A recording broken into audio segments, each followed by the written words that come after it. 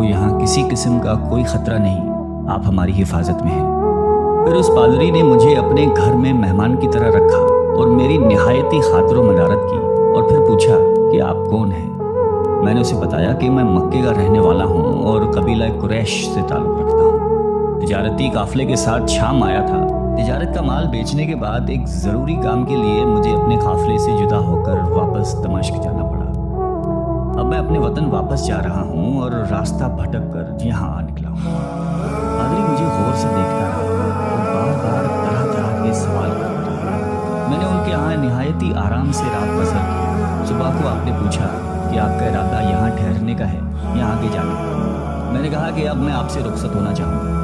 ये सुनकर पादरी ने अपना एक शानदार गधा, जो बड़ा खूबसूरत और निहायती तेज रफ्तार था, ले आया। उस गधे की पीठ पर खाने की मज़ेदार चीज़ें और कीमती तोहफे भरे और फिर कहने लगा कि आप इस गधे पर सवार हो जाएं और चल पड़ें। रास्ते में आपका गुजर किसी ईसाई के मकान के पास से होगा तो वो आपको इस गधे पर सवार देखकर आपकी बेहद ताज़ीम करेगा और आपकी खातिरो मदारत में कोई कसर नहीं छोड़ेगा।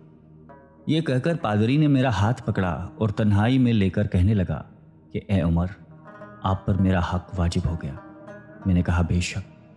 उसने कहा आपका ताल्लुक़ एक मौजिज़ कौम से है, मेरी आपसे एक गरज है।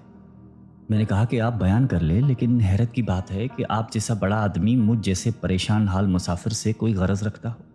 उसने बड़े यकीन भरे लहजे में कहा कि सुने, मैं एक ऐसा आदमी हूँ जिससे अल्लाह ने आसमानी किताबों का इल्म अता किया है।